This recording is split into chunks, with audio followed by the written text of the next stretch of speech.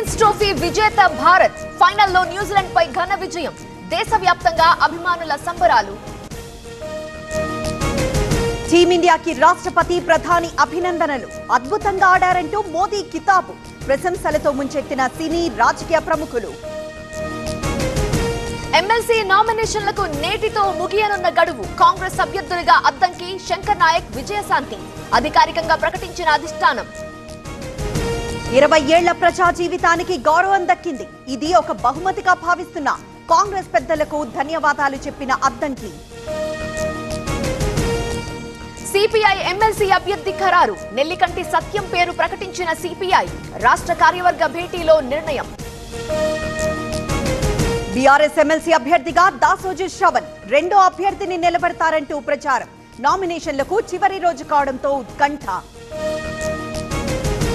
ఏపీలో TDP MLC అభ్యర్థులు ఖరారు. కావలి గ్రీష్మ, బీద రవిచంద్ర, బీటీ నాయుడుకు ఛాన్స్. సీటు దక్కని వారికి భవిష్యత్తులో అవకాశమన్న పల్లా. మెడికవర్ తో మీ మాతృత్వ కలలను సాకారం చేసుకోండి. ఇప్పుడు IOI పై 50%, IVF పై 20,000 తగ్గింపు మరియు పొందండి ఉచిత కన్సల్టేషన్ తో పాటు ఫ్రీ అల్ట్రాసౌండ్ స్కానింగ్. బీజేపీకి ఒక ఎమ్మెల్సీ కేటాయించిన టీడీపీ. పరిశీలనలో మాధవ్, మాలతీరాణి పేర్లు. జనసేన నుంచి ఇప్పటికే నాగబాబు నామినేషన్. ఎస్సీ వర్గీకరణ లేకుండానే ఉద్యోగాల భర్తీ ఎందుకు? ఇదేం న్యాయం అంటున్న మందకృష్ణ. సీఎం రేవంత్ రెడ్డికి సూటి ప్రశ్న. చెత్త నుండి విద్యుత్ ఉత్పత్తిపై వ్యతిరేకత. బలభద్రపురం కాపువరంలో ప్లాంట్ వద్దని నిరసన.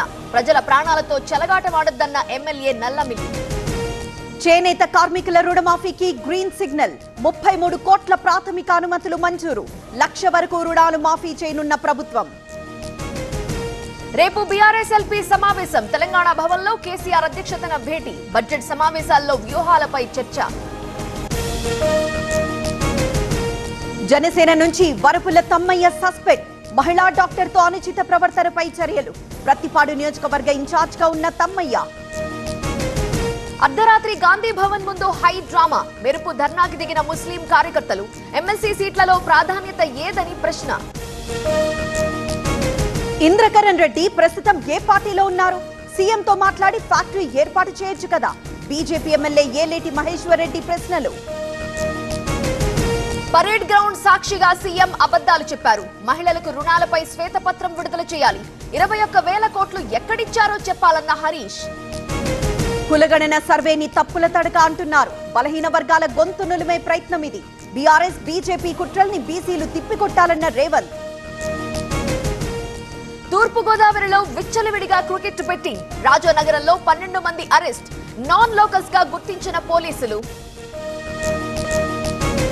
ఉపరాష్ట్రపతి జగదీప్ ధన్ఖడ్ కు అస్వస్థత. ఎయిమ్స్ కు వెళ్లిన ప్రధాని మోదీ. ఆరోగ్య పరిస్థితిపై ఆరా. అమెరికాలో హిందూ ఆలయాలపై దాడులు. కాలిఫోర్నియాలో స్వామినారాయణ్ మందిర్ పై దాడి.